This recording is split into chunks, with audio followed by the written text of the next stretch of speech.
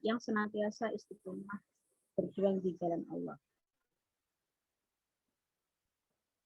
Oke, untuk tema kita pada kajian kita pada sore hari ini adalah terkait dengan makna hidup.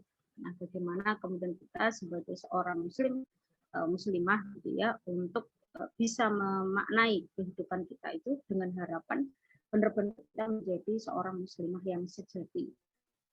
Hari ini sudah bersama kita semuanya Ustazah Tri Sulasiana yang nanti insya Allah akan menyampaikan materinya beliau, dan nanti setelah penyampaian materi dari kita semua dilanjutkan dengan forum tanya jawab. Oke, untuk mempersingkat waktu, monggo kepada sebelum kita mulai sebelum kita mulai, monggo kita buka terlebih dahulu forum kita dengan membaca suratul Fatihah. Al-Fatihah. A'udzubillahi minasyaitonir rajim. Bismillahirrahmanirrahim.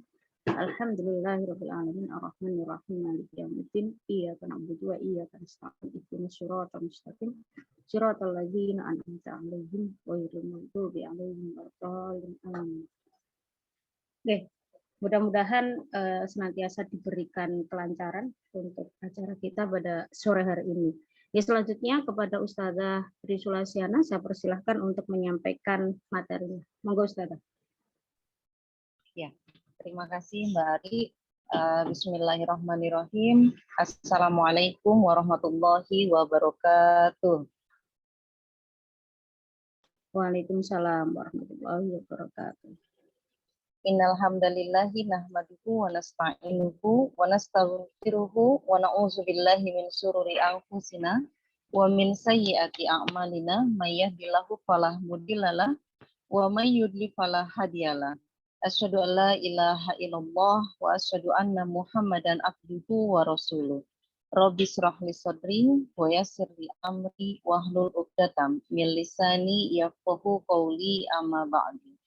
Alhamdulillah wa syukurillah, meskipun hari ini hujan ini adalah hari yang berkah sebenarnya ya, karena pada saat turun hujan itu adalah saat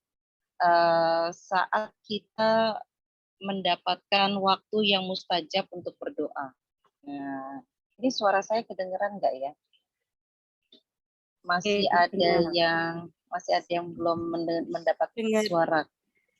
Mungkin bisa dicoba keluar dulu masuk lagi kali ya, karena mungkin tadi pas nge-zoom ada telepon masuk mungkin, jadi suaranya nggak kedengeran.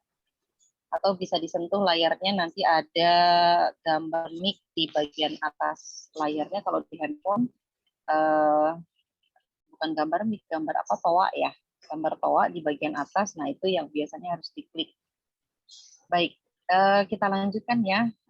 Alhamdulillah ini adalah hari yang berkah, hari yang hujan. Kita pertemuannya lewat online, jadi insya Allah mudah-mudahan kita doakan jaringannya bagus, jaringannya baik meskipun hujan, karena biasanya di Madiun nih kalau lagi hujan sinyalnya juga suka turun naik ya, suka ketiup-tiup hujan juga gitu. Nah, insya Allah kali ini di edisi perdana acara BSI, yaitu Bina Saksiah Islam, yang diadakan oleh teman-teman dari Madiun ya, dari Ngawi Langitan yang mengundang acara Zoom ini. Hari ini saya diberikan amanah untuk menjelaskan tentang satu tema, yaitu tentang makna kehidupan. Nah, untuk mempersingkat waktu, yuk kita lihat apa sih makna kehidupan itu. Mohon dibantu untuk PPT-nya Mbak Ari. Ya, okay.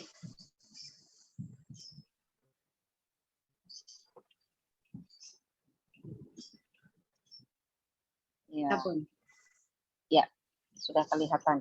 Alhamdulillah.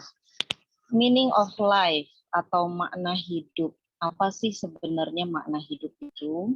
Nah, yang berikutnya.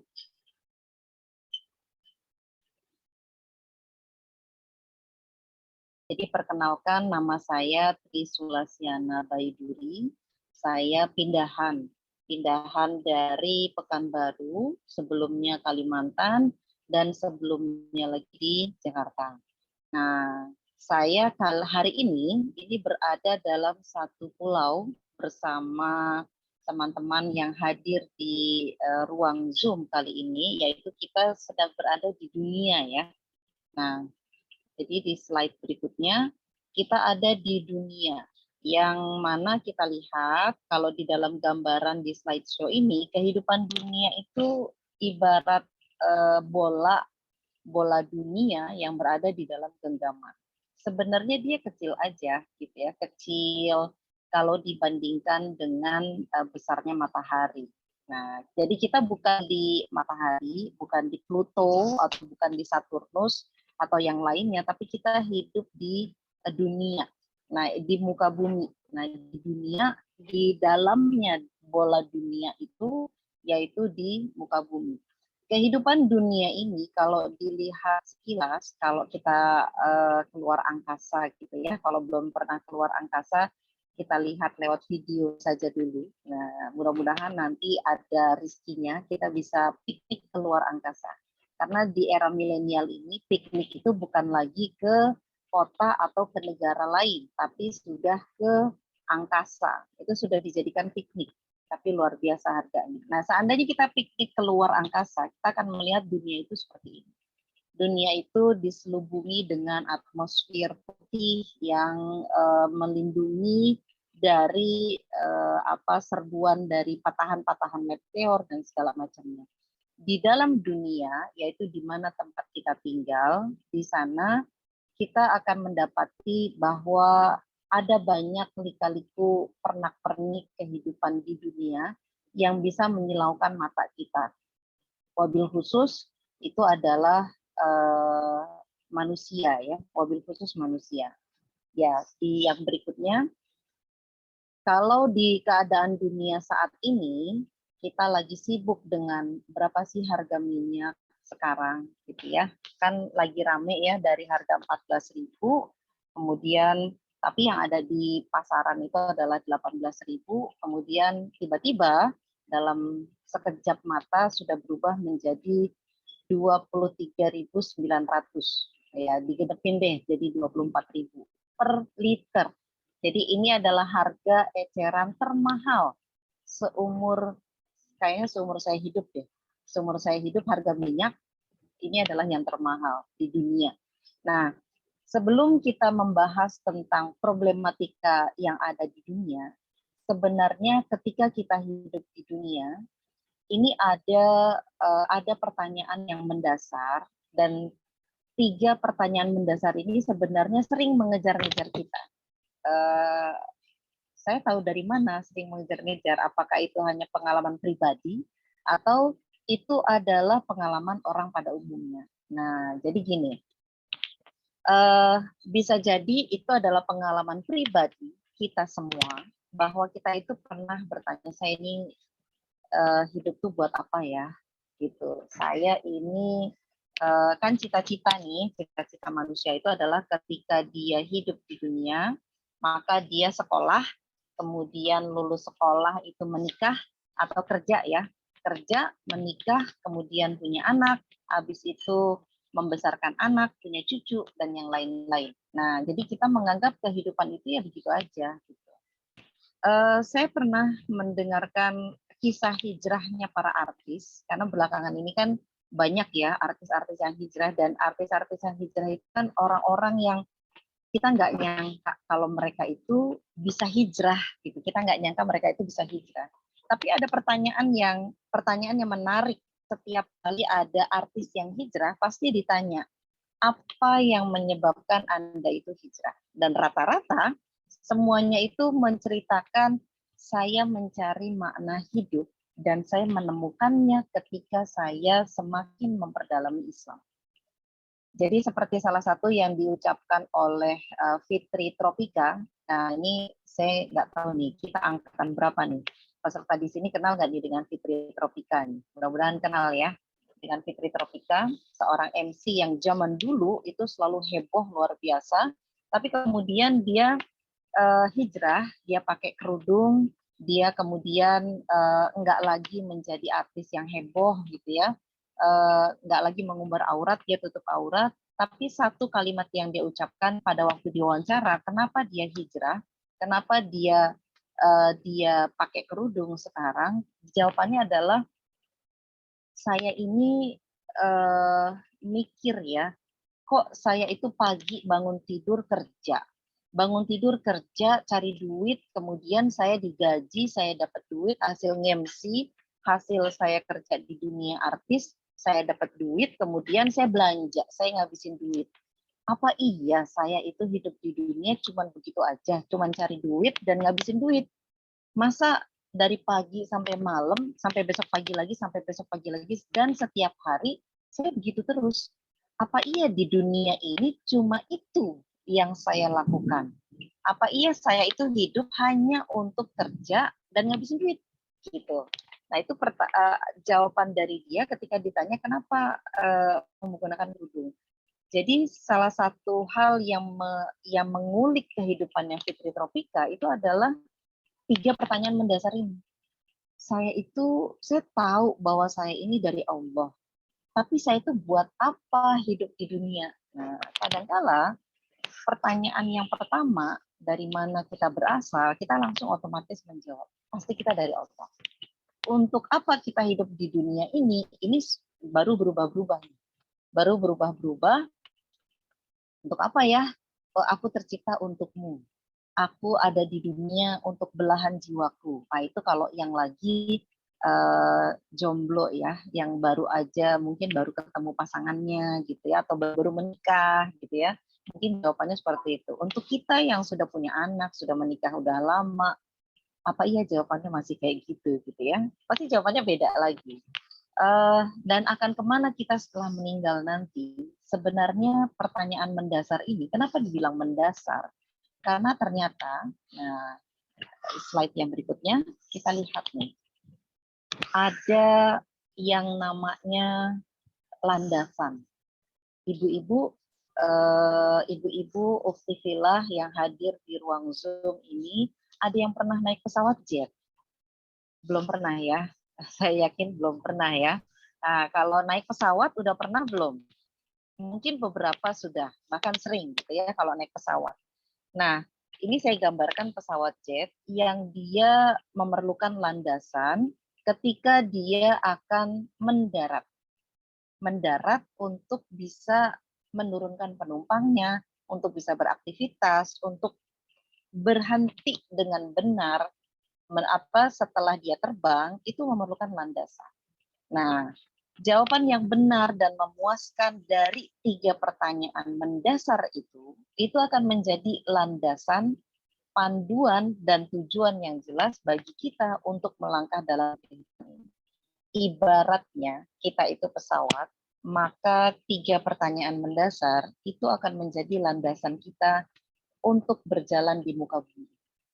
Jadi kalau landasan udara itu kan landasan udara ketika pesawat akan landing itu ada garis seperti yang tampil di gambar, ada garis lurus itu kalau terang, kalau sinar matahari sedang terik, maka garis lurus itu akan terlihat sangat jelas dari atas gitu ya karena warnanya saja sudah orange.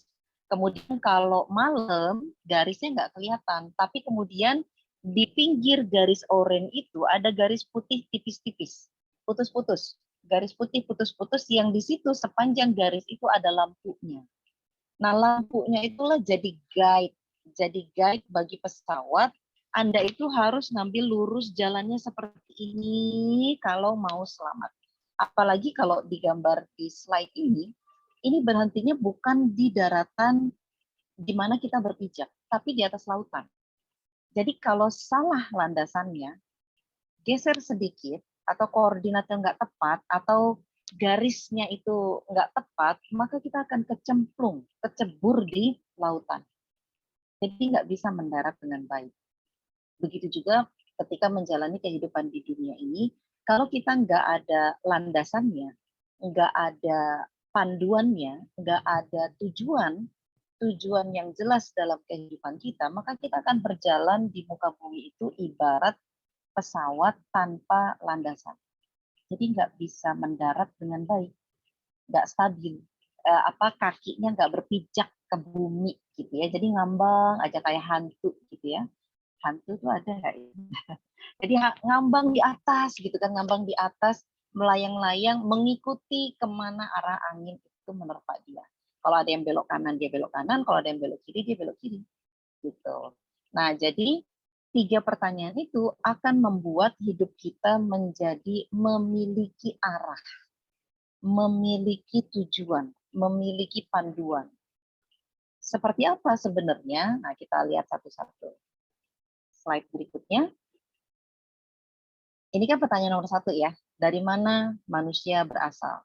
Kita semua yang ada di ruang Zoom ini, dulunya itu pernah kecil juga kayak di gambar ini. Ya enggak? Kan kita enggak ada ya yang tahu-tahu lahir ke dunia udah sebesar ini ya. Ting gitu ya, langsung besar gitu kan. Enggak ada. Pasti dia kecil dulu. Dia kecil lahir dan jadi pertanyaan, anak bayi ini dari mana ya? Anak bayi yang cakep ini dari mana ya? Anak bayi yang kecil, ringkih, mungil ini dari mana? Nah, berikutnya, jawaban seorang muslim biasanya langsung menjawab dari Allah. Ya enggak? Nah, itu seorang muslim. Yang berikutnya, enggak salah sih. Saya enggak menyalahkan ya. Tapi kemudian ada pertanyaan. Kalau jawabannya itulah dari Allah, lantas kenapa kita beriman kepada Allah? Berikutnya, jawaban kita biasanya, kita beriman kepada Allah itu ya karena orang tua kita muslim. Atau karena itu adalah ajaran dari orang tua kita. Atau ajaran dari guru-guru kita. Dari kita masih kecil. Kan kita diajarin ya, ayo nak kita sholat. Ayo nak kita menghafal Al-Quran. Ayo nak kita harus begini, begitu, begini, begitu. Kenapa? Karena Allah memerintahkan untuk itu. Itu kalau kita itu lahir dari orang tua muslim. Nah, yang berikutnya, atau ini alhamdulillah nih, kita membacanya dan menemukannya yang itu dinyatakan di dalam Al-Quran. Masya Allah, luar biasa. Berarti kita bukan muslim yang sekedar apa kata orang tua gitu ya, tapi kita mencarinya karena kita menemukannya dan itu dinyatakan di dalam Al-Quran. Yang berikutnya, tapi bagaimana jika orang tuanya itu kafir atau tidak percaya dengan Al-Quran? Dari mana dia bisa menjawab pertanyaan manusia itu berasal dari mana?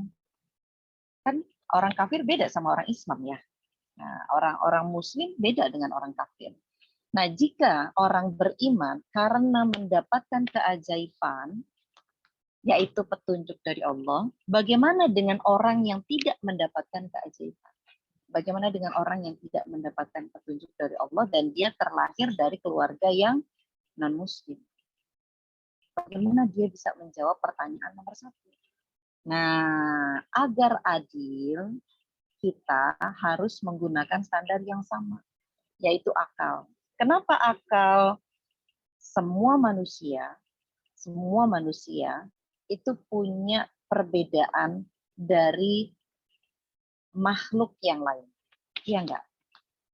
Tumbuhan, dia nggak punya akal. Hewan, dia nggak punya akal. Tapi manusia, kalau judulnya dia manusia, dia punya akal. Dia bisa berpikir. Jadi kita jangan pakai ukuran muslim atau non-muslim dulu. Belum bisa. Kenapa? Karena nggak semua orang di muka bumi ini muslim. Atau nggak semua orang di muka bumi ini non-muslim. Tapi semua manusia di muka bumi ini punya akal. Iya nggak? Nah, jadi kita supaya adil, kita supaya fair ya. Supaya fair penilaiannya, maka kita pakai standar akal dulu. Karena semua manusia punya, semua manusia bisa menggunakannya. Nah, jadi setuju ya, kita pakai supaya adil, pakai akal. Nah, sekarang kita mulai menggunakan akal kita. Setiap bayi yang dilahirkan oleh seorang ibu, kita semua lahir dari seorang ibu ya. Apakah ibu pertama manusia di muka bumi ini itu ada dengan sendirinya atau ada yang menciptakan? Nah, ini pertanyaan awal dulu. Siti Hawa ya. Siti Hawa itu kan manusia pertama, ibu pertama. Ibu kita semuanya, ibu pertama. Siti Hawa itu muncul dengan sendirinya, ting, atau ada yang menciptakan. Nah, yang berikutnya, ada teori bahwa manusia itu tidak ada yang menciptakan. Ini teori ya. Tapi berasal dari evolusi monyet. Ada yang setuju?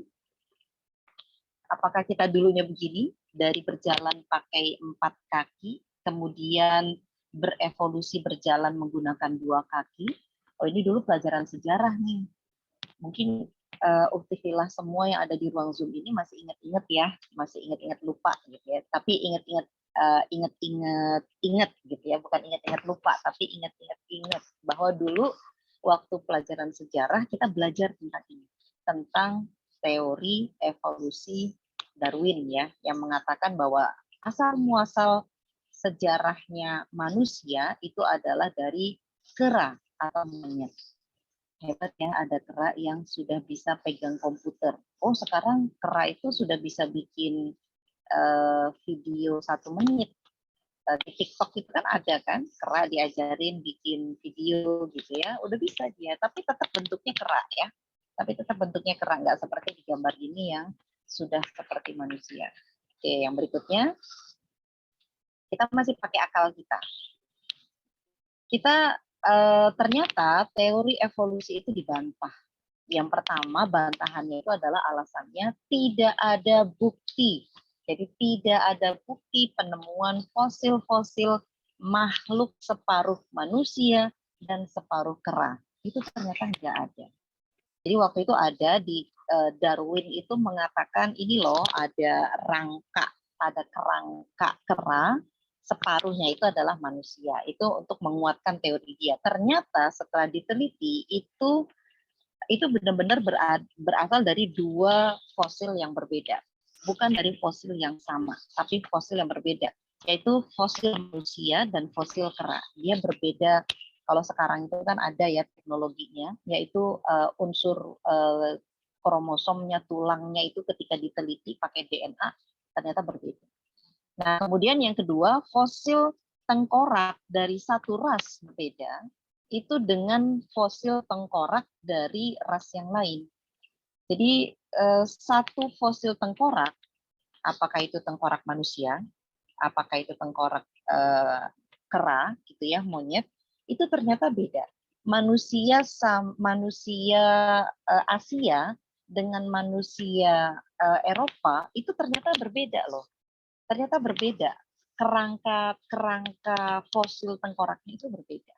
Makanya ketika menemukan kerangka, ini bisa dibilang bahwa ini adalah orang Asia atau bukan. Ini orang Asia atau kalau Asia itu kan dibilangnya apa, Kaukasia ya. Asia atau Eropa. Karena ternyata memang bentuk fosilnya dari satu ras dengan yang ras yang lain itu berbeda. Kemudian fakta lagi, pada penggalian sebuah gua di Spanyol, ditemukan fosil seorang anak yang hidup 800.000 tahun yang lalu. Dan wajah anak ini, yaitu fosil tengkoraknya, memiliki bentuk yang serupa dengan anak-anak di masa sekarang. Jadi 800.000 tahun yang lalu, tengkoraknya kayak begitu, sekarang tengkoraknya juga kayak begitu, sama. Nah, jadi teori evolusi tidak dapat menjawab pertanyaan mengapa suatu saat kera berkaki 4 memutuskan untuk berjalan hanya dengan 2 kaki. Itu apa alasannya? Apakah karena mencari makan lebih mudah? Ternyata enggak juga. Ternyata teori itu patah. Bahkan makhluk hidup, yaitu manusia, akan menghabiskan energi 2 kali lebih banyak jika mereka mencoba berjalan berbeda dari postur alamiahnya. Kan di dunia saat ini itu ada yang mencoba berjalan itu dengan tangannya. Jadi dia terbalik gitu ya, kepalanya di bawah, kakinya di atas. Dia mencoba hidup dengan berjalan pakai tangan. Itu masuk Guinness Book of Record. Tapi ternyata itu memang effortnya, energi yang keluar itu 2 kali lebih berat dibandingkan dia berjalan biasa. Dia bisa berjalan normal, tapi kenapa dia mau pakai tangan? Semata-mata supaya masuk Guinness Book of Record aja. Dan ternyata tangannya itu kemudian mengalami luka yang tidak lagi tidak lagi bisa menggunakan tangan itu dengan baik. Jadi ketika dia mau makan, dia mau minum, kan tangannya luka habis dia pakai untuk jalannya karena dia pakai jalan itu terbalik. Nah, terjadi betul bahwa ternyata makhluk hidup, baik itu hewan maupun manusia, ketika dia berjalan tidak seperti semestinya, kayak kucing, jalannya itu kan seharusnya dia kan 4 kaki ya. Kucing itu kan bisa berdiri kan. Ketika dia kaget, ketika dia ada mau lompat sesuatu kayak di video-video yang durasinya 1 menit atau lebih kurang daripada itu kan ada kucing yang berdiri kemudian seolah-olah dia bisa jalan sambil hanya dengan 2 kakinya. Dia bisa sesekali seperti itu bisa, tapi kalau itu dilakukan terus-menerus maka kucing itu juga akan kerepotan. Dia nggak bisa lari lebih kencang ketika dikejar oleh musuhnya, atau dia untuk sekedar menyelamatkan dirinya dari rasa kaget saja, kucing itu harus menggunakan 4 kakinya, nggak bisa 2. Begitu juga dengan manusia. Nggak bisa manusia itu berjalan dengan tangannya. Yang fitrahnya, yang alamiahnya itu berjalan dengan kakinya. Nah, kemudian yang terakhir, fakta lagi bahwa kera tidak mempunyai akal. Jadi monyet tidak mempunyai akal, sementara manusia dia punya akal. Dan manusia bisa mempelajari sesuatu dari akalnya. Sehingga teori evolusi ini apa? Yang keenam ini nggak kelihatan di layar ya, agak kepotong kalau di layarnya. Yang keenam itu teori evolusi itu meniadakan bahwa penciptanya itu adalah Tuhan. Jadi meniadakan adanya sang pencipta. Jadi teori evolusi ini karena manusia itu di teorinya itu adalah berevolusi, berubah dari kera menjadi manusia, sehingga dia nggak perlu adanya sang pencipta. Nah, kalau di layar saya di laptop kepotong, tapi kalau di handphone kelihatan. Nah, sekarang berikutnya. Pernah ada yang lihat boneka katak? Ini sebenarnya patung ya. Kalau yang di sebelah kiri patung katak. Ya, tapi bolehlah dibilang boneka kecil ya, boneka kecil. Kalau boneka katak pasti ada yang membuatnya, maka seekor katak pun pasti ada yang menciptakan. Pernah lihat patung harimau nggak di pinggir jalan? Kan patung harimau itu kan ada yang macam-macam ya. Ada yang harimaunya kayak kucing, ada yang harimaunya kayak ada yang harimau mirip rusa, cuman belang-belang gitu ya, tergantung si pembuatnya. Jadi pernah saya lihat itu di sosial media, ada yang mengumpulkan gambar patung harimau, ternyata jadi bahan lucu-lucuan gitu. Bahan lucu-lucuan, kenapa? Karena nggak mirip harimau, tapi miripnya kucing. Kemudian ada lagi yang miripnya, loh kok ini harimau atau rusa katanya, karena ternyata kupingnya itu seperti rusa. Nah, untuk yang melihat seperti itu, ada boneka katak, ada patung harimau, kita pasti kepikiran, ini siapa sih yang bikin? Ini pasti ada yang bikin deh. Nah, melihat boneka saja, kita udah kepikiran pasti ada yang bikin. Ketika kita melihat katak yang beneran, atau harimau yang beneran, di kebun safari ya, ketika kita melihat katak yang beneran katak, bener seekor katak, maka ketika kita melihat dia, yaitu seekor katak tadi, pasti katak ini ada yang menciptakan juga. Ya enggak?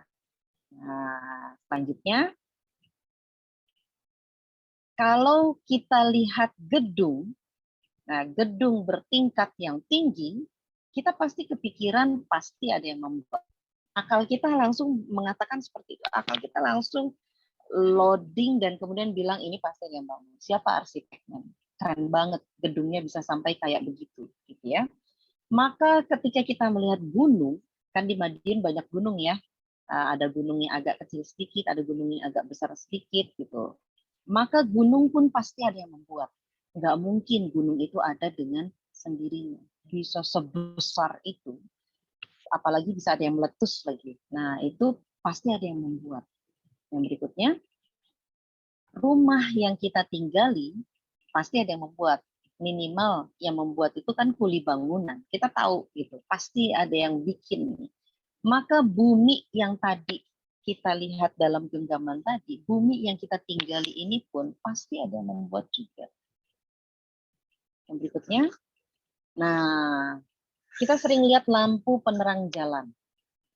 ada yang cantik, ada yang menjuntai, ada yang menggantung tinggi jauh gitu. Kemarin saya ke daerah Gresik ya. Iya, ke daerah Gresik saya lihat lampu jalannya itu agak unik.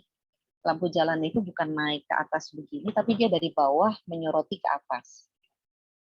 Sayangnya saya nggak lihat waktu pas malamnya, karena pas malamnya itu nggak lewat jalanan itu. Jadi kalau lampu penerang, nah ini hanya sekilas saja. Kalau lampu penerang jalan, pasti ada yang membuatnya, maka matahari yang bisa mengeringkan cucian kita, itu pun pasti ada yang membuat. Ibu-ibu cuciannya udah kering semua ya. Insya Allah tadi ada matahari, sekarang udah hujan soalnya. Nah, jadi membuktikan tidak adanya pencipta itu akan jauh lebih sulit. Bahkan impossible, mustahil. Tidak ada yang menciptakan. Jadi lebih sulit dibandingkan membuktikan adanya pencipta. Jadi ketika kita melihat ada katak, ada kera, ada matahari, ada bumi, ini pasti ada yang menciptakannya. Jadi membuktikan, kenapa harus dibuktikan? Supaya kita yakin. Supaya kita yakin dan landasan kita itu, landasan kita dalam kehidupan mantap, gitu ya. Nah, 3 kemungkinan adanya Al-Khaliq atau Sang Pencipta. Jadi kan tadi kita sudah buktikan bahwa pasti ada yang menciptakan. Siapa itu? Kalau bahasa Arabnya itu namanya Al-Khaliq. Bahasa Indonesianya namanya pencipta. 3 kemungkinan tentang Sang Pencipta. Yang pertama adalah dia diciptakan oleh yang lain. Kemudian yang kedua, menciptakan dirinya sendiri. Yang ketiga, dia wajibul wujud dan azali. Wajibul wujud ini bahasa Arab ya. Tidak berawal, tidak berakhir, tidak mempunyai keterbatasan, dan tidak membutuhkan yang lain. Kita kupas satu persatu. Yang berikutnya, diciptakan oleh yang lain. Ini kemungkinan yang pertama. Berarti ketika dia diciptakan oleh yang lain, itu kayak boneka katak, kayak lampu jalan. Gitu. Berarti dia itu diciptakan oleh yang lain. Masa sang pencipta diciptakan sama yang lain lagi? Kalau dia diciptakan oleh yang lain, berarti dia menjadi makhluk yang bersifat terbatas. Karena dia membutuhkan yang lain untuk menciptakan dia. Gitu. Jadi kemungkinan ini tertolak.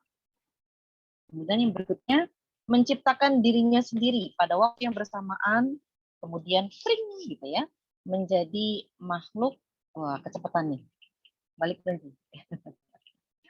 Menjadi makhluk sekaligus sang pencipta. Mungkinkah makhluk sekaligus sang pencipta? Slide sebelumnya Mbak Ari. Makhluk sekaligus sang pencipta terjadi dalam satu saat yang bersamaan. Itu nggak bisa diterima sama akal kita. Kenapa? Karena makhluk itu terbatas, sang pencipta nggak terbatas. Kok bisa bergabung dalam satu saat yang bersamaan? Ini nggak mungkin. Sifatnya berbeda. Jadi sifatnya berbeda, yang satu lemah, yang satu kuat. Mana bisa dia menciptakan dirinya untuk menjadi lemah, di saat yang sama dia adalah yang maha kuasa. Ini nggak masuk akal, nggak bisa diterima. Gitu. Kemudian yang ketiga, pencipta itu, sang pencipta, dia wajibul wujud dan azali. Dia tidak berawal, tidak berakhir, kecepatan lagi. Tidak berawal, tidak berakhir, tidak mempunyai keterbatasan, dan tidak membutuhkan yang lain. Tidak membutuhkan yang lain maksudnya gimana? Ya dialah, hanya dialah yang menciptakan. Hanya dialah yang membuat semua ini. Dunia yang sebegitu indahnya, itu dia yang buat. Dunia yang ada makhluk-makhluknya, itu dia yang buat. Tapi dia sendiri itu tidak diciptakan oleh yang lain, tidak menciptakan dirinya sendiri. Kenapa? Karena dialah sang pencipta. Ini bisa diterima oleh akal. Dia juga, iya kan? Nah, kemudian yang berikutnya, zat sang pencipta tidak boleh sama dengan zat makhluk. Kenapa? Karena makhluk berbeda dengan pencipta. Makhluk itu ciptaan. Sang pencipta berarti yang menciptakan. Makhluk itu lemah. Sang pencipta itu maha kuasa. Jadi nggak bisa sama. Ya. Nggak boleh sama. Kenapa? Kalau sama, berarti apa kelebihannya? Sama-sama makhluk, apa kelebihannya dia? Saya, tumbuhan, hewan, matahari, itu sama-sama makhluk semuanya. Apa yang membuat kelebihan saya dibandingkan dengan kelebihan makhluk yang lain? Sama-sama lemah. Nggak bisa. Berarti harus di luar dari makhluk, yaitu pencipta. Yang berikutnya, apakah pencipta boleh lebih dari satu? Nah, ini juga jadi pertanyaan besar. Tapi ini pertanyaan kembangan ya, maksudnya pertanyaan yang berada dalam satu pertanyaan, yaitu dari mana asal manusia. Pertanyaan ini akan muncul untuk membuktikan bahwa pencipta itu harus satu saja. Kenapa? Karena nih logikanya, akal kita, keluarga, organisasi, masyarakat, negara yang dipimpin oleh dua orang atau lebih pemimpin akan mengalami perselisihan atau perpecahan. Kita kan ngerasain begitu ya. Kita ngerasain di Indonesia. Hari ini semua harus tes PCR kalau mau kemana-mana. Kemudian yang satu lagi, tidak usah tes PCR, cukup dengan vaksin 2 kali dan booster 1 kali, jadi 3 kali jadinya, maka tidak perlu tes PCR. Nah, antara kebijakan yang satu sama kebijakan yang satu lagi itu berantem. Yang satu mengharuskan, yang satu tidak mengharuskan. Itu aja udah kita repot ya, kita repot. Lantas bagaimana jika di dunia ini ada dua Tuhan atau lebih bahkan? Ada 17, ada 23, atau ada 100 Tuhan. Ada dua saja jadi kacau, apalagi lebih daripada itu. Iya enggak? Nah, jadi yang berikutnya, kesimpulan dari pertanyaan pertama, dari pembahasan kita, pencipta itu wajib adanya. Jumlahnya hanya satu. Zat wujudnya itu berbeda dengan makhluk. Tuhan untuk semua manusia, bukan hanya Tuhan untuk umat atau etnis tertentu saja. Misalkan hanya untuk kalangan Yahudi, hanya untuk kalangan Nasrani, hanya untuk kalangan Konghucu saja. Enggak bisa. Tuhan itu untuk semua manusia. Tidak bergantung karena kalau Tuhan untuk etnis tertentu berarti nanti ada dua Tuhan. Berarti ada tiga Tuhan. Karena kalau etnisnya banyak, umatnya banyak, berarti Tuhannya banyak juga. Loh, bukankah tadi sudah ada dua pemimpin saja jadi kacau, apalagi ada dua Tuhan. Nah, jadi Tuhan itu untuk semua manusia, bukan hanya satu etnis saja. Dan Tuhan atau Sang Pencipta, dia tidak bergantung kepada apapun. Kenapa? Karena dialah pemilik kekuasaan tertinggi. Yang berikutnya, ini untuk yang muslim. Untuk yang muslim, kita menemukan di dalam Quran surat Al-Ikhlas ayat 1 sampai dengan 4. Insya Allah hafal semua ya. A'udzubillahiminasyaitonirrajim. Bismillahirrahmanirrahim. Qul huwa Allahu ahad. Allahus somad. Lam yalid walam yulad walam yakullahu kufuwan ahad. Ini sinyalnya kayaknya. Sebentar, ada gangguan. Hujan deras. Iya. Itu ya. Harus sabar. Kalau via online begitu ya. Bismillah. Namanya online, jadi harus sabar-sabar. Mudah-mudahan masih kuat sinyalnya. Ini saya coba di share secara ini ya, tapi ini nggak bisa slide share.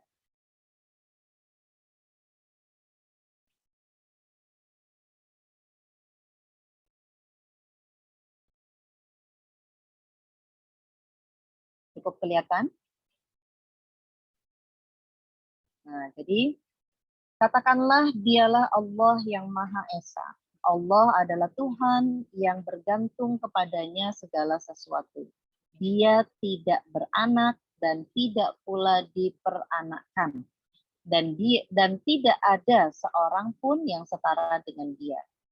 Quran Surat Al-Ikhlas ini, meskipun ini ditulis di dalam Al-Quran, tapi ini menjelaskan siapa Sang Pencipta. Secara akal, Surat Al-Ikhlas ini diterima oleh semua akal manusia. Makanya ketika Ustazah Irene Handono membaca Surat Al-Ikhlas, dia masuk Islam.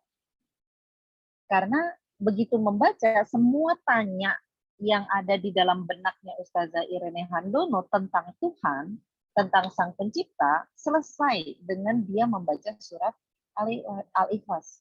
Jadi informasi yang ada di dalam Quran Surat Al-Ikhlas ini sangat puas untuk menjawab siapa yang namanya Sang Pencipta. Jadi Sang Pencipta itu Maha Esa. Sang Pencipta itu adalah yang semua makhluk itu bergantung kepada dia. Bukan dia yang bergantung kepada makhluk, tapi semua makhluk bergantung kepada dia. Dia tidak beranak, dia nggak punya anak. Dan dia juga bukan anak dari siapapun. Jadi dia nggak dilahirkan. Yang dilahirkan itu manusia. Yang dilahirkan itu makhluk. Kalau Sang Pencipta, dia nggak beranak dan tidak diperanakkan. Dan tidak ada seorang pun di muka bumi ini yang setara dengan dia. Nah, kemudian yang berikutnya, sekira ada di langit dan di bumi Tuhan-Tuhan selain Allah, tentulah keduanya itu telah rusak dan binasa. Jadi yang rusak apanya? Yang rusak dunia. Dunianya rusak, Tuhannya pun rusak karena saling berkelahi. Ya. Ini ada di dalam Quran Surat Al-Anbiya. Tadi kan sudah dibuktikan ya bahwa pemimpin ada dua saja, itu bisa ngaco gitu. Bisa kacau kebijakan yang satu sama kebijakan yang satu, yang mana yang harus diikuti. Nah, apalagi Tuhan itu kalau sampai ada lebih dari satu. Nah, ternyata bagi seorang muslim, itu tertulis di dalam Quran Surat Al-Anbiya. Jadi ada. Hanya dengan konsep ketuhanan saja, konsep yang ditawarkan oleh agama Kristen, Yahudi, Hindu, Buddha, dan lain sebagainya, semuanya itu tertolak. Jadi konsep ketuhanan, bahwa Tuhan itu esa, Tuhan itu tempat bergantung, Tuhan itu tidak beranak dan tidak diperanakkan, maka apa yang ditawarkan oleh agama Kristen, agama Yahudi, agama Hindu, agama Buddha, semuanya tertolak. Dan ternyata konsep ketuhanan yang ditawarkan oleh Islam adalah yang paling sesuai dengan apa yang kita cari atau yang kita simpulkan dari pembahasan dari manakah asal manusia. Kalimat la ilaha illallah adalah kalimat yang dibangun dengan landasan akal yang kokoh dan tidak tergoyahkan. Dari mana? La itu artinya tidak. Ilah, tidak ada ilaha, tidak ada Tuhan, sesembahan, ilaha, ilah. Jadi la ilah, ilah itu adalah sesembahan Tuhan, tidak ada Tuhan selain Allah. Jadi yang lain itu siapa? Yang lain itu bukan Tuhan. Yang lain itu dituhankan oleh manusia. Tapi dia bukan Tuhan beneran gitu. Jadi kalimat la ilaha illallah ini adalah kalimat yang mengajak umatnya, yang mengajak semua manusia itu untuk berpikir. Kalau orang-orang Quraisy ketika disampaikan kalimat asyhadu alla ilaha illallah, mereka nggak nolak. Saya sepakat bahwa Tuhan itu memang hanya Allah. Tapi boleh dong saya menyembah Tuhan-Tuhan yang lain, Lata, Uzza, Hubal, dan yang lain-lain. Nah, itu menurut pemahamannya orang Quraisy ketika Nabi Muhammad menyampaikan Islam. Kalau di kalangan orang-orang yang cerdas, di kalangan orang-orang yang cendekiawan, di kalangan Quraisy, kalimat asyhadu alla ilaha illallah nggak ada masalah. Tapi kalimat kedua, wa asyhadu anna Muhammadur Rasulullah, itu yang bermasalah. Gitu, yang bermasalah itu adalah kalimat kedua. Kami nggak terima Muhammad itu adalah utusan Allah. Gitu. Seperti yang dikatakan oleh Abu Jahal. Abu Jahal itu kan sebenarnya pinter ya. Sebenarnya kan itu dia orang yang cendekia, cerdik cendekia. Makanya dulu namanya Abu Hisham, Bapak Kebijaksanaan. Tapi karena menolak kalimat wa asyhadu anna Muhammadar Rasulullah, padahal buktinya sudah nyata, nggak diragukan lagi, maka dia menjadi bapak kebodohan. Berubah namanya dari Abu Hisham menjadi Abu Jahal. Nah, jadi kalimat yang dibangun dengan landasan akal yang kokoh dan tidak tergoyahkan, la ilaha illallah. Itu ketika diterjemahkan, tidak ada Tuhan selain Allah. Itu biasanya orang yang tidak ngerti bahasa Arab, dia langsung terpaku dengan kalimat itu. Kenapa Anda mengatakan tidak ada Tuhan selain Allah? Bukankah Tuhan saya tidak bernama Allah? Tuhan saya bernama yang lain. Dan Tuhan saya itu diperanakkan. Nah, itu diskusi kemudian berlanjut, apakah betul Tuhan itu beranak dan diperanakkan? Nah, ternyata logika akal manusia itu tidak menerima hal itu. Al-Quran memerintahkan kita untuk berpikir. Ini adalah kitab yang mengajak kita untuk berpikir. Jadi bukan jalani saja apa yang tertulis di dalam kitab ini, enggak. Justru kitab Al-Quran itu yang tebal, yang setiap hari kita baca, yang setiap bulan Ramadan kita khatamkan, ternyata di dalamnya itu memerintahkan kita untuk berpikir. Konsep pencipta dan cara membuktikan adanya pencipta menurut Al-Quran adalah konsep yang rasional, masuk akal. Qul huwa Allahu ahad. Kemudian dikatakan Allah itu, Tuhan itu hanya satu, tidak ada dua dalam Quran surat Al-Anbiya tadi ya. Nah, kemudian tidak terbantahkan, Al-Quran juga memperkenalkan pencipta manusia, pencipta alam semesta, dan pencipta kehidupan, yaitu bernama Allah Subhanahu wa Ta'ala di dalam Quran surat Al-Ikhlas 1 ayat yang pertama. Huwa Allahu ahad. Jadi lafaz Allah yang menyebut bahwa dia adalah Tuhan itu jelas terpampang di dalam Quran surat Al-Ikhlas ayat yang pertama. Nah, di Al-Quran sendiri juga ada tentang unta, tentang nyamuk, tentang langit dan bumi, perputaran siang dan malam. Itu semuanya untuk mengajak kita berpikir.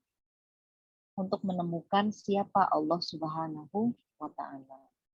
Jadi, dari mana manusia berasal? Diciptakan oleh Allah Subhanahu wa Ta'ala. Mantap kita bisa menjawab ini sekarang. Ini semua manusia yang ada di stadion, yang ada di gambar ini, itu semuanya Allah yang ciptakan. Tapi tidak semuanya beriman kepada Allah. Jadi mereka semua itu berasal dari Allah. Kita ini berasal dari Allah. Sak dunia ini, semua makhluk yang ada di dunia ini, itu Allah yang ciptakan. Gitu. Nah, jadi ini adalah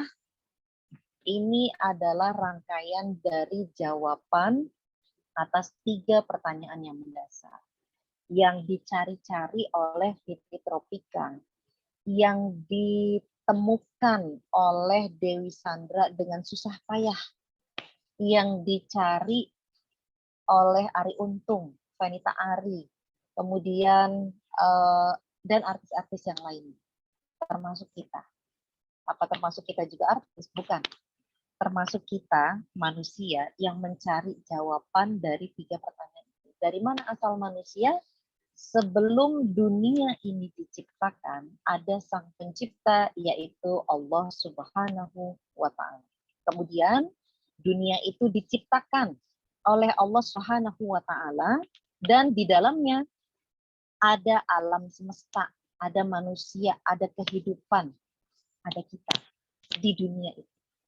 Allah Subhanahu wa Ta'ala ketika menciptakan manusia, ketika menciptakan alam semesta, dibuat juga aturan untuk hidup di dunia.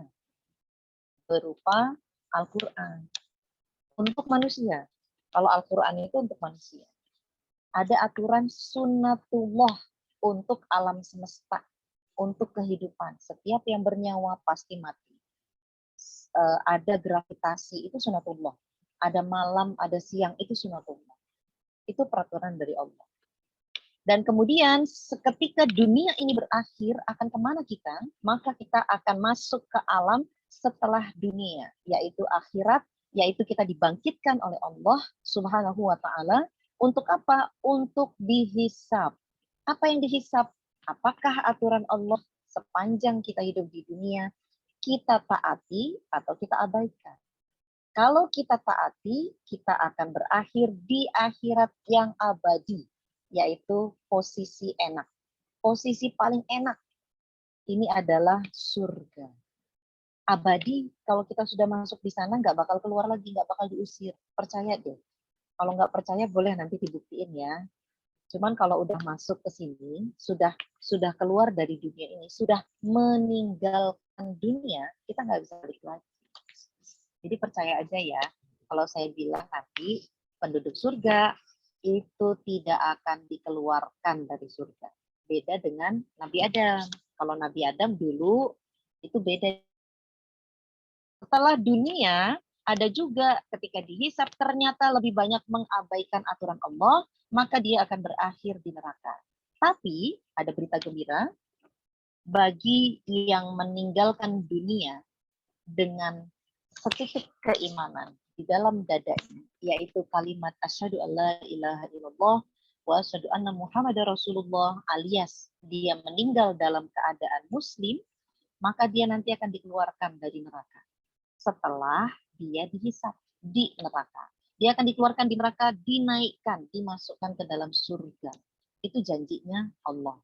Atas apa? Atas keimanan dia ketika dia meninggalkan dunia. Namun bagi orang yang meninggalkan dunia, tetap dalam neraka selamanya. Nggak akan dikeluarkan lagi sama Allah. Nah, kita yang sudah lahir dari muslim, atau yang hari ini sudah muslim, kita sangat berharap nggak akan pernah mengunjungi neraka. Kita berharap termasuk orang-orang yang dibebaskan dari neraka dan langsung masuk ke dalam surganya Allah. Nah, caranya gimana? Wahai hamba Allah Subhanahu wa Ta'ala, kemanakah tujuan Anda? Jadi bagaimana caranya? Dipending dulu. Ada satu yang ingin saya putarkan di sini untuk kesimpulan dari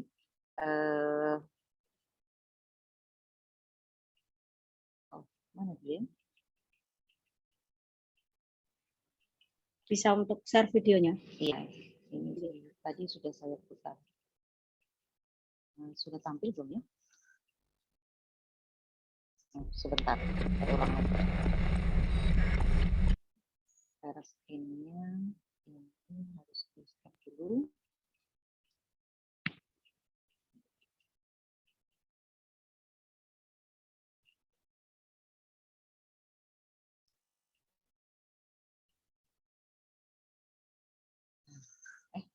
Nggak muncul juga. Sebentar, saya bantu ya. Ya, ini kayaknya punya saya nih, agak error nih laptopnya nih. Tinggal putar video aja. Bantu Mbak Ari ya.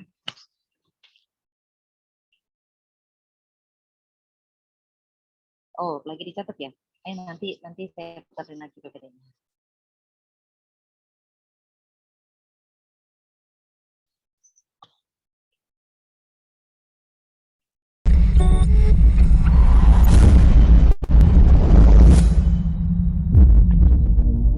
What are we doing here?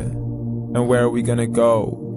It's like we just woke up one morning and then it's welcome to the show. Don't ask any questions, just go with the flow. Make as much money as you can and try your best not to get broke.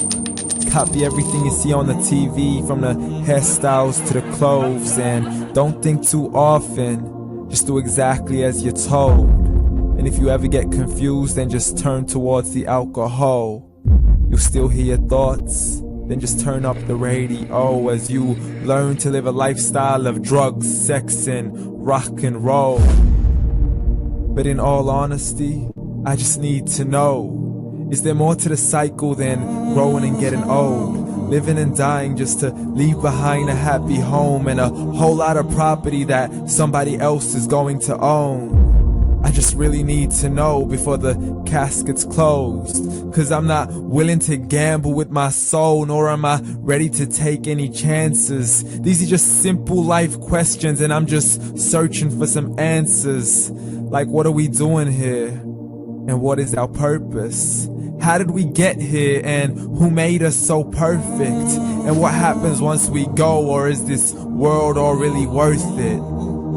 Questions we don't answer because apparently we don't really have to. There's no purpose to this life and our existence is merely natural. Then in that case, please let me ask you, did you create yourself, or was it somebody else who had fashioned you? 'Cause you're a being that's impeccable, faultless and unparalleled. You're a product of supreme intelligence and I'm merely being rational. For there isn't a camera on this earth that can come close to the human eye, nor a computer that can compete alongside the human mind. And if the whole world was to come together, we wouldn't be able to create a single fly. So many signs, yet we still deny. As science tries to justify that all this could come from none, when it's a simple sum. 0 plus 0 plus 0 cannot possibly ever give you 1. So from where did all this order come? For everything has its origins, a maker, a creator of its own. I mean, the only reason you're watching this video is because somebody had to press upload. So we can believe in the Big Bang, but I'd rather believe in He who caused it to explode. Allah, the creator of everything along with every single soul. The ever-living, the master, the only one who is in control. Unlike his creation, beyond our imagination. And no, he's not a man, nor does he have any partners in association. He's on his own. And no, he did not ever leave us alone. Just like every manufacturer, he left us with an instruction manual. The Quran and Islam, and I'm sorry to jump to conclusions, but it's the only one possible.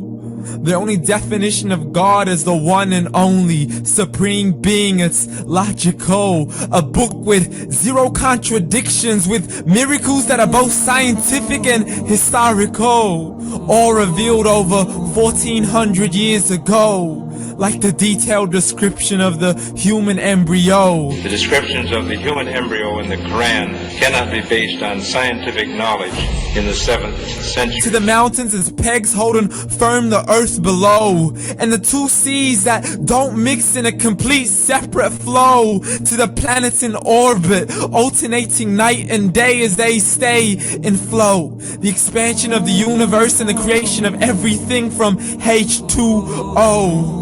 To the stories of the past and the preservation of Pharaoh. To identifying the lowest point in the land where Persia defeated Rome. The gushing fluid that created man in the glands between the ribs and the backbone. And not a word has changed, it's still the same. So please explain how all this was known over 1400 years ago. To a man who couldn't read or write as he would recite whatever the angels spoke. And if you still don't believe, please try to come up with something that's even close. But you can't, so we took God as a mockery and his messengers as a joke. Muhammad could not read or write.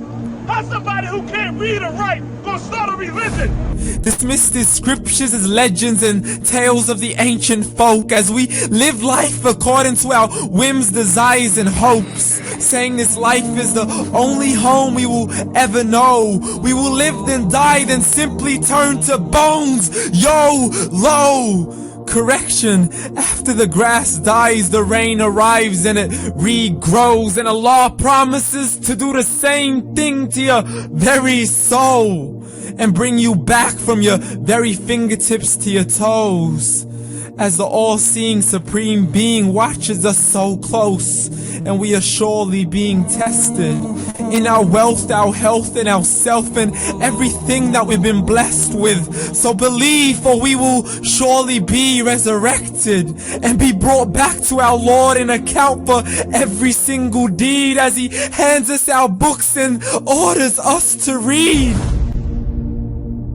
From the bad to the good and everything in between. You yourself are sufficient for your own accountability, so don't be mad at me. You are the one who thought He wouldn't come back to me. I gave you a whole life long to search after me, but you were busy in all that which was temporary, so read. And glad tidings to all those who believed, and if you disbelieve, read. And don't let that day be the first day you find out what your life really means. Read.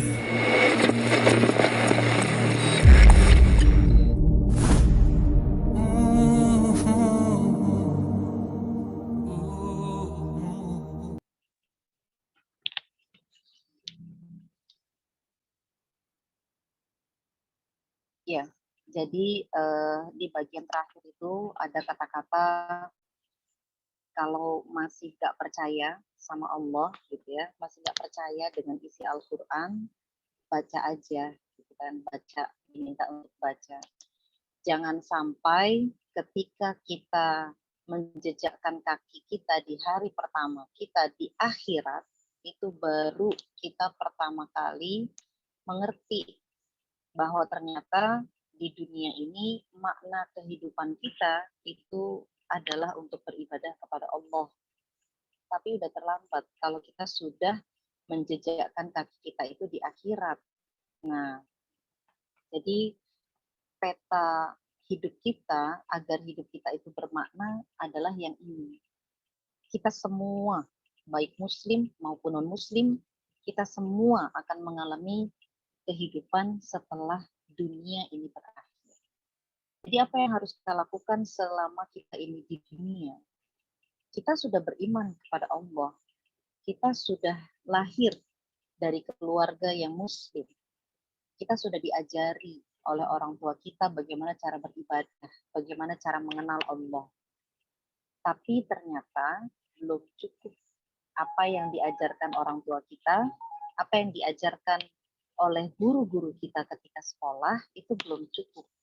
Karena apa yang mereka ajarkan itu baru saja mengajarkan dalam ranah tentang beriman kepada Allah saja. Hablum minallah saja. Di dunia ini masih ada aturan-aturan Allah yang lainnya yang ada di dalam Al-Quran, yang disebutkan di dalam hadis, yang ada di dalam ijma'nya sahabat, dan juga qiyas yang syar'i. Ada 4 sumber ya, yaitu Al-Quran, Sunnah, qiyas yang berdasarkan kepada Al-Quran dan Sunnah, ijma' yang juga berdasarkan dari Al-Quran dan Sunnah, menunjukkan kepada kita bahwa masih ada aturan-aturan Allah yang lainnya yang harus kita pelajari, yang harus kita laksanakan, agar kita bisa menjadi kembali sebagai penduduk surga seperti pertama kali kita diciptakan, yaitu di surganya Allah. Nah, pembahasan kali ini sampai di sini dulu. Jadi hidup kita akan bermakna kalau kita menjalaninya dengan ketaatan kepada Allah. Namun hidup kita tidak akan bermakna sama sekali ketika kita mengabaikan aturan-aturan Allah dan mengabaikan petunjuk-petunjuk Allah untuk beriman kepada Allah. Wassalamualaikum warahmatullahi wabarakatuh. Insya Allah kita lanjut minggu depan. Saya kembalikan ke Mbak Ali. Jazakillah khair Ustazah atas materinya yang luar biasa pada sore hari ini.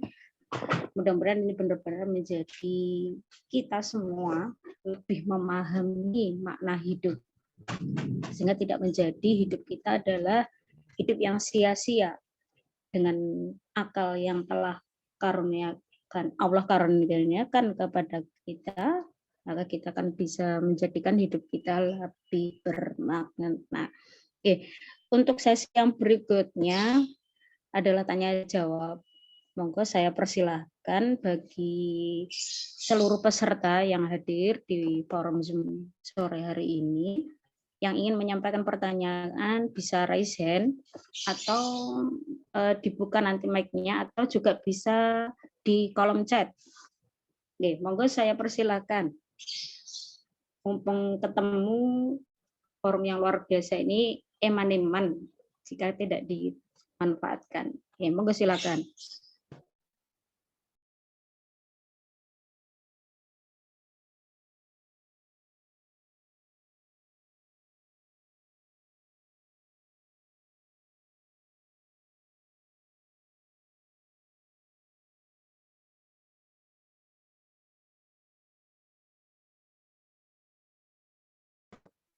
Ya, mungkin untuk menunggu yang lain, saya coba mengawali Ustazah.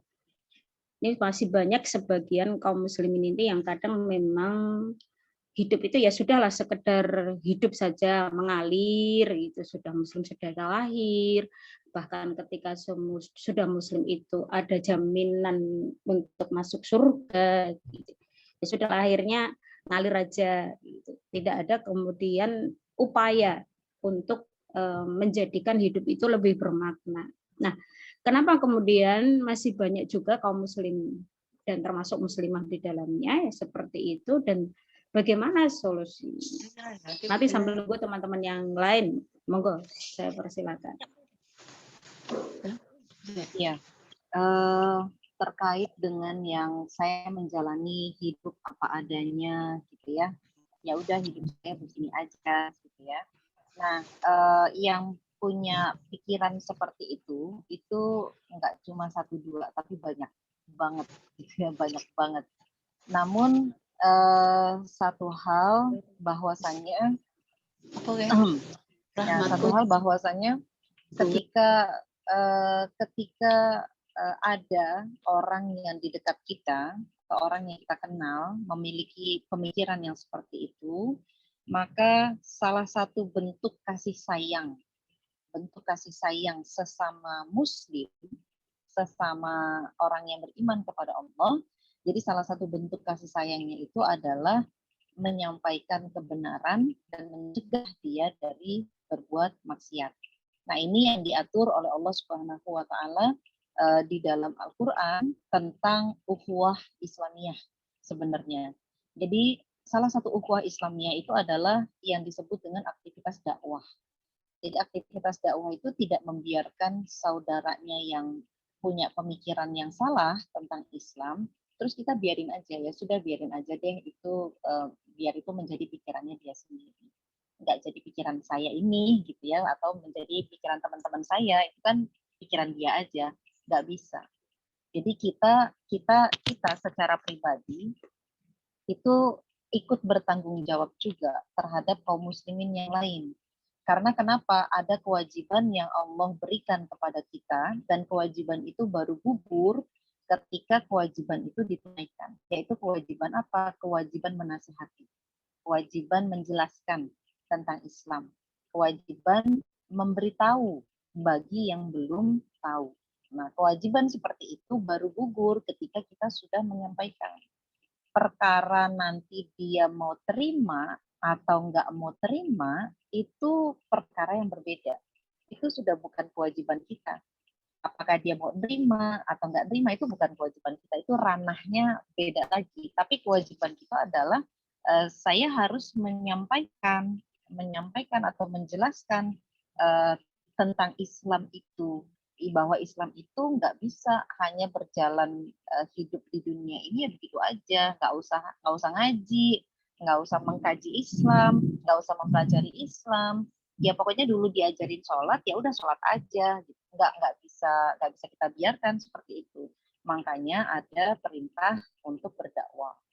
Nah, tapi berdakwah itu juga ternyata ketika kita mempelajarinya, ketika kita mengkaji dalil-dalilnya, berdakwah itu ternyata ada 3, nggak cuma satu untuk diri kita saja.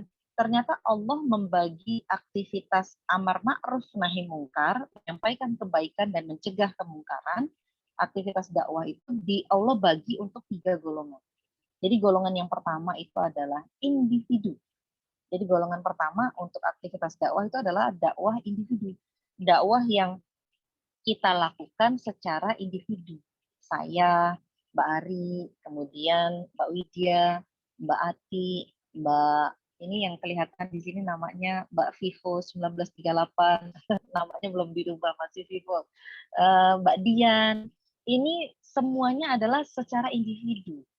Jadi aktivitas individu. Tapi Allah juga memberikan ada perintah dakwah itu yang dilakukan oleh jamaah. Jadi ada dakwah individu, ada dakwah jamaah yang cakupannya itu lebih luas. Bisa juga dikatakan sebagai dakwahnya itu secara beramai-ramai. Nah, ada dakwah individu, ada dakwah jamaah, dan satu lagi ada dakwah yang dilakukan oleh negara. Jadi Allah itu memberikan perintah dakwah itu untuk tiga aktivitas ini, 3 golongan ini, yaitu individu untuk manusia, fardiyah secara individu. Kemudian yang kedua itu adalah dakwah secara berjamaah, individu bergabung dengan individu yang lain, bersama dengan individu yang lain.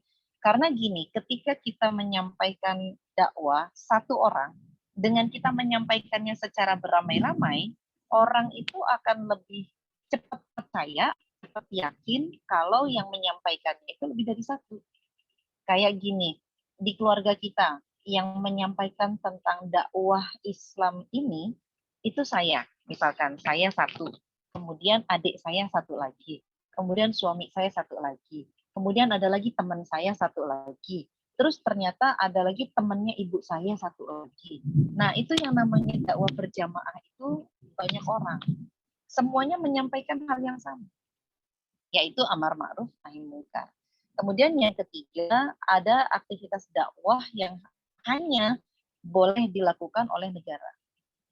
Jihad itu adalah aktivitas dakwah yang dilakukan oleh negara. Jadi jihad itu bukan semata-mata perang mengambil kekuasaan wilayah, bukan. Kalau di dalam Islam, jihad itu ditegakkan untuk menghalau penghalang fisik. Jadi kalau ada penghalang fisik, kita mau dakwah, tapi dihalangi secara fisik, yaitu kamu nggak boleh menyampaikan dakwah itu ke negara saya. Nah, itu kan penghalang fisik tuh dari pimpinan negara tersebut. Maka dakwah oleh negara itu adalah dalam bentuk jihad. Ya udah, kalau itu, kalau kamu tidak mengizinkan, maka kita perang. Gitu. Nah, itu jihad oleh negara. Kita individu nggak bisa. Saya mau nyerang ini kan dakwah, nggak bisa. Itu harus ada perintah dari negara dulu gitu, dan negaranya juga bukan negara asal negara gitu. Maksudnya Indonesia memerintahkan kita untuk jihad ke Palestina misalkan, belum bisa. Kenapa? Karena Indonesia tidak melaksanakan Islam secara kafah. Nah, jadi ternyata Allah ngasih persyaratan lagi. Untuk negara yang mana, negara yang seperti apa yang boleh kasih perintah jihad. Nah, itu ada peraturannya semuanya di dalam Al-Quran. Tata tertibnya, caranya, itu ada di dalam Al-Quran. Cara kita berdakwah saja, cara kita menasehati orang supaya orang itu mau berubah pemahamannya, itu juga disebutkan di dalam Al-Quran. Di dalam Quran Surat An-Nahl ayat 125. Kita itu harus bil hikmah. Kemudian wa mau izotil hasanah. Berbantah dengan bantahan yang baik. Jadi mengeluarkan bantahan, mau izotil hasanah, bujukan, itu bujukan yang baik. Yang ketiga, kalau perlu mematahkan argumentasi, yaitu jidal. Jidal, bahasa Arabnya itu adalah jidal. Jidal itu adalah apa? Mematahkan argumentasi orang tadi yang mengatakan, ya saya hidup let it flow aja, yang mengalir gitu aja. Nah, itu harus dipatahkan. Kucing tuh hidupnya let it flow. Dikasih makan lele hayu, dikasih makan whiskas hayu, gitu kan, tuh kucing let it flow. Kalau manusia tuh nggak bisa let it flow. Manusia itu harus mengusahakan sesuatu. Apa yang diusahakan? Amal soleh. Amal soleh itu yang harus diusahakan. Kucing itu nggak diperintahkan untuk amal soleh.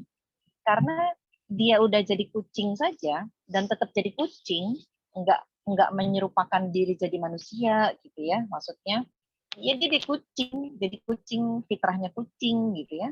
Itu dia ketika kucing itu meninggal, mati ya. Ketika kucing itu mati, kucing itu masuk surga sudah. Kambing itu diciptakan untuk apa? Ya untuk jadi kambing. Salah satu fungsi dari kambing itu nanti akan disembelih di waktu momen Idul Adha. Terus dimakan sama manusia. Terus manusianya bisa beribadah. Berarti si kambing itu dia bisa masuk surga karena sudah jadi kambing. Loh manusia ini dia nggak bisa jadi kucing atau jadi kambing. Manusia itu harus jadi manusia. Apa? Beribadah kepada Allah. Seperti ada dicantumkan oleh Allah di dalam Quran Az-Zariyat ayat yang ke-56. Wa ma khalaqtul jinna wal insa illa liya'budun. Tidaklah aku ciptakan jin dan manusia kecuali ibadah kepadaku, kata Allah. Jadi kita itu tugasnya itu manusia itu harusnya dia beribadah kepada Allah. Gimana cara ibadahnya? Nah, ini dia nggak bisa ya biarin seperti air yang mengalir, nggak bisa. Ibadah itu ada aturannya, ada tata tertibnya, itu yang harus kita pelajari. Nah, jadi itu adalah salah satu bentuk supaya orang lain juga mau berislam secara kafah. Gitu. Jadi jangan cuma kita sendiri, tapi orang lain juga kita ajak. Kenapa orang lain harus diajak? Karena kita secara pribadi, kita nggak bisa jadi soleh sendirian. Saya kan sudah ngaji, saya kan sudah, ini hari ini saya sudah datang di Zoom, saya udah soleh dong. Belum. Kita itu perlu diingatkan sama orang lain. Makanya orang lain bisa mengingatkan kita kalau kita sudah jelaskan. Jelaskan kepada dia apa yang harus diingatkan ke kita. Nah, makanya itu timbal balik jadinya. Jadi kalau kita mau jadi baik, maka orang lain juga harus dibaiki. Orang lain harus dipahamkan Islam juga. Gitu. Jadi itu saling kait-mengkait ya. Jadi terhadap orang-orang yang memiliki pikiran seperti tadi, biarkan saya hidup berjalan apa adanya. Nah, itu kita ajak ngobrol pelan-pelan.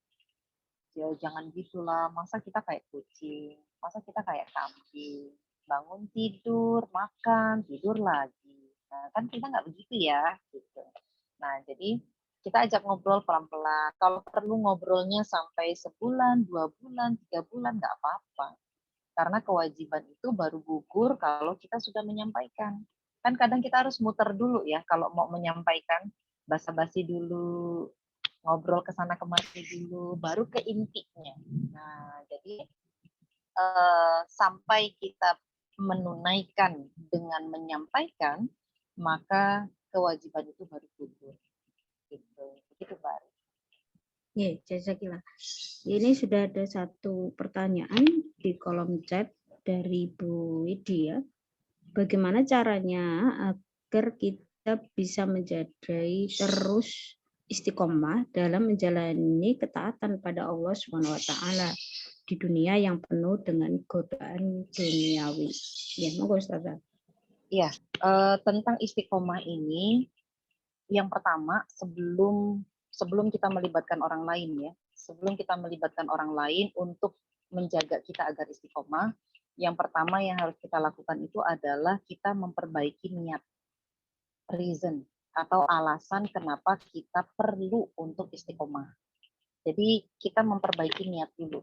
Saya harus istiqomah ikhlas lillahi ta'ala. Saya harus melakukan keistiqomahan ini karena Allah. Nah, itu alasan paling kuat. Alasan paling kuat itu adalah karena Allah. Kalau alasannya karena suami, karena ustazah, karena teman kita, gitu ya, itu alasannya lemah. Begitu suami kita melakukan sesuatu yang mengecewakan kita, itu kita akan menghentikan keistiqomahan itu. Begitu juga ketika teman kita mengecewakan, ustazah kita pergi meninggalkan kita, maka kita akan tergoyahkan untuk tidak lagi istiqomah.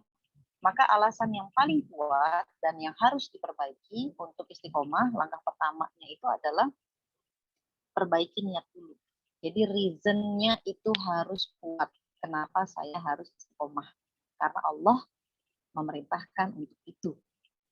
Kan ada ya ayatnya, maka kemudian istiqomahlah setelah kamu beriman itu. Kemudian yang kedua, setelah kita sudah merapikan niat kita, yang kedua itu adalah menambah wawasan kita.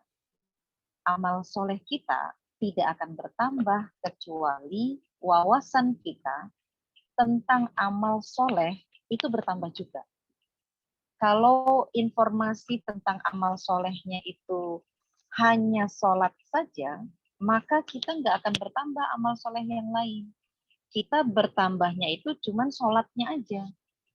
Sementara masih ada amal soleh yang lain yang belum kita pelajari, yang wawasan kita itu belum bertambah karena belum belajar. Kayak tentang menutup aurat, saya belum belajar tentang menutup aurat, dan wawasan saya nggak tahu kalau tentang menutup aurat itu juga termasuk amal soleh gitu. Nah, jadi menambah wawasan kita tentang amal soleh yang Allah Subhanahu wa Ta'ala perintahkan. Gimana caranya? Apa saja? Nah, itu jadi wawasannya harus ditambah. Kemudian yang ketiga, setelah kita menambah wawasan itu, kita harus memperhatikan teman kita. Kita harus memperhatikan lingkungan kita. Jadi kalau kita bertemannya dengan orang-orang atau kita berada di lingkungan orang-orang yang tidak taat, kita itu akan kebawa untuk nggak taat lagi, gitu. Akan kebawa arus. Kalau teman-teman kita itu sukanya itu maksiat kecil kah atau maksiat besar, dan kita terus bersama dengan mereka, maka kita yang sudah niat istiqomah tadi, kita tuh bisa hanyut lagi, balik lagi, bisa jadi sama lagi kayak dulu, gitu ya, kayak sebelum kita itu memutuskan untuk istiqomah. Ya, jadi caranya itu adalah dengan mengganti temannya. Ganti temannya. Gimana cara gantinya? Perbanyak berkenalan dengan orang-orang soleh. Jadi ketika kita di pengajian kayak gini nih, ketemu di Zoom gitu ya, ini Mbak siapa ya? Saya belum pernah ketemu nih, gitu. Nah, itu boleh kenalan.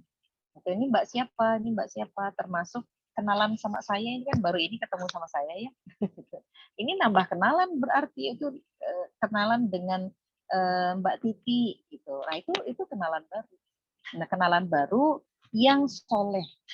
Jadi yang tadinya kita cuman kenal satu orang soleh di dalam lingkar pertemanan kita, maka harus kita tambah jadi 2, jadi 3, jadi 4, jadi 5, jadi 10, dan jadi lebih banyak lagi.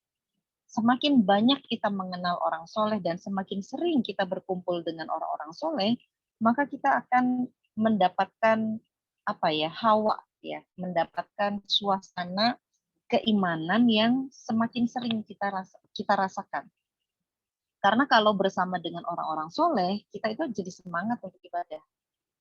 Kayak kita lagi berkumpul di teman-teman yang ada di dalam Zoom ini. Sebentar lagi nanti mau maghrib nanti kita sholat. Nah, kita diingatkan seperti itu, maka kita akan, oh iya deh, saya juga ikut sholat. Kan gitu. Itu rambutnya kelihatan. Rambut kan bagian dari aurat. Nah, kalau kita bergaul dengan orang-orang soleh, kita akan diingatkan, rambutnya kelihatan, masukin. Nah, kita akan dinasehati seperti itu. Nah, kemudian kalau kita tidak bergaul dengan orang-orang yang soleh, kita justru sebaliknya. Rambut kita kelihatan dibiarin aja, malah ditarik-tarik supaya kelihatan lebih banyak lagi. Kemudian kalau kita mau sholat, malah diledek-ledekin. Aduh, yang mau ketemu sama Allah, yang mau jadi orang soleh, diledek-ledekin seperti itu. Ya udah deh, sholatnya ntar aja deh di rumah deh, kalau di sini berisik, banyak yang gangguin. Nah, jadinya kita sholatnya molor-molor. Kenapa? Karena lingkungannya tidak mendukung untuk kita menjadi orang yang istiqomah. Jadi luruskan niat, tambah wawasannya, kemudian ganti temannya, lingkar pertemanannya itu diganti. Kemudian yang terakhir, biasanya untuk menjaga keistiqomahan itu adalah dengan semakin menggencarkan taqarrub ilallah. Karena yang bisa menolong kita untuk bertambahnya wawasan, bertambahnya pertemanan dengan orang-orang yang soleh, itu adalah Allah Subhanahu wa Ta'ala. Makanya kita harus bertaqarrub ilallah, lebih dekat lagi kepada Allah. Maka laksanakanlah ibadah-ibadah yang sunnah setelah yang wajib. Untuk apa? Agar Allah memberikan petunjuk kepada kita. Saya harus temenan sama siapa? Saya harus ngajinya gimana? Saya harus belajar Islam yang mana supaya saya itu mendapatkan keridhaan Allah. Nah, itu caranya kita dekati Allah. Karena yang akan memberikan petunjuk hidayah itu taufik itu adalah Allah Subhanahu wa Ta'ala. Jadi jangan jauh-jauh dari Allah kalau kita itu mau istiqomah. Minimal kita itu meningkatkan kualitas amal kita. Biasanya kalau orang yang baru kepengen istiqomah, kalau kita ini kan sebenarnya bukan yang baru pengen istiqomah ya, tapi kan kita selalu berusaha untuk istiqomah. Mulai dari mungkin ada momen-momen hijrah kita gitu ya. Dulu saya belum pakai kerudung, sekarang saya udah pakai kerudung. Nah, itu kan momen hijrah. Di awal-awal kita itu melakukan ketaatan kepada Allah, biasanya kita semangat. Nah, pada saat semangat itu, dijagalah kualitas semangatnya itu dengan komit. Jadi berkomitmen untuk melakukan ibadah-ibadah nafilah, ibadah-ibadah sunnah. Karena yang sunnah itu menjaga yang wajib. Sholat sunnah menjaga sholat wajib. Puasa sunnah itu menjaga puasa yang wajib. Kemudian yang sunnah-sunnah lainnya itu juga menjaga yang wajib-wajib lainnya. Gitu. Jadi seperti itu untuk Mbak Widya. Jazakallah Ustazah.